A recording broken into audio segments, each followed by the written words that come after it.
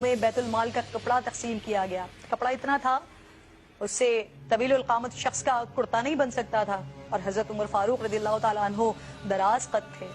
جب لوگوں نے حضرت عمر فاروق رضی اللہ تعالیٰ عنہ کو اسی کپڑے کا کرتا پہنے ہوئے دیکھا تو کھڑے ہو گئے اور سوالات شروع کر دیے.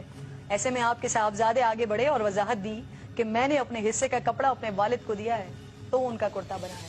وقت کے خلیفہ نے وضاحت پیش کی، لیکن آج اگر ہمارے حکمرانوں سے سوال ہو جائے تو کہتے ہیں پوچھنے والے کی ہمت کیسے ہوئی، پتھراؤ کروا دیتے ہیں، اداروں پر ڈنڈے چلوا دیتے ہیں.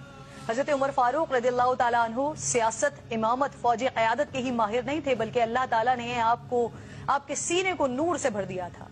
کئی مواقع پر حضور نبی کریم صلی اللہ علیہ وآلہ وسلم آپ سے مشورہ مانگا کرتے تھے. جو مشورہ سیدنا عمر فاروق رضی اللہ تعالیٰ عنہ نے دیا، قرآن کریم کی آیت مبارکہ اسی کی تائید میں نازل ہوئی. ازواج مطہرات کے پردے، قیدیان بدر، مقام ابراہیم پر نماز، حرمت شراب، کسی کے گھر میں داخلے سے پہلے اجازت، تطہیر سید عائشہ فاطمہ عائشہ رضی اللہ تعالیٰ عنہ جیسے اہم معاملات میں سیدنا عمر کی رائے، مشورے اور سوچ کے موافق قرآن کریم کی آیات نازل ہوئی. علماء و فقہا کے مطابق تقریباً 25 آیت قرآنی ایسی ہیں جو براہ راست فاروق اعظم کی تائید میں نازل ہوئی ہیں. جہاں آپ منافقین کے لیے جلالی تھے، وہاں مومنین کے لیے درد مند تھے.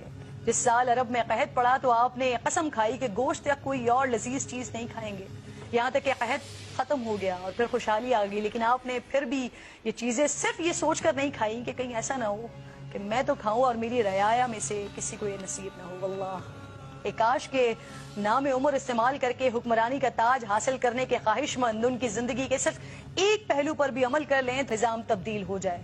آج نہیں تو کل یقیناً ایسا ہوگا. آج ایک عظیم شہادت کا دن ہے، اس لیے مختصراً شہادت عمر فاروق بھی بیان کر دیتی ہوں کہ نماز فجر کے دوران ایک مجوسی کافر ابو لولو فیروز نے زہر آلود خنجر سے آپ کے شکم مبارک میں 3 بار کیے. آپ بے ہوش ہو کر گر گئے اور حضرت عبد الرحمن بن عوف رضی اللہ تعالیٰ عنہ نے نماز مکمل کروائی. ظالم ابو لولو نے چاہا کہ کسی طرح مسجد سے باہر نکل کر بھاگ جائے، لیکن نمازیوں کی صفیں دیوار کی طرح حائل تھیں. اس نے اور صحابیوں کو زخمی کرنا شروع کر دیا. 13 صحابی زخمی ہوئے، جن میں سے 7 شہید ہو گئے.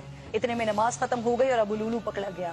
جب اس نے دیکھا کہ میں گرفتار ہو گیا تو اسی خنجر سے اس نے اپنے آپ کو بھی ہلاک کر لیا. اور اس کے بعد جو حضرت عمر فاروق رضی اللہ تعالیٰ عنہ نے صحابہ کرام سے گفتگو کی اور جس طرح سے وہ پریشان تھے، جس طرح سے وہ رو رہے تھے کہ جب وہ اللہ رب الجلال کے حضور حاضر ہوں گے تو وہ کیا جواب دیں گے اپنی رعایا کے لیے، یہ بھی ایک اپنی تاریخ کا بہت بڑا واقعہ ہے.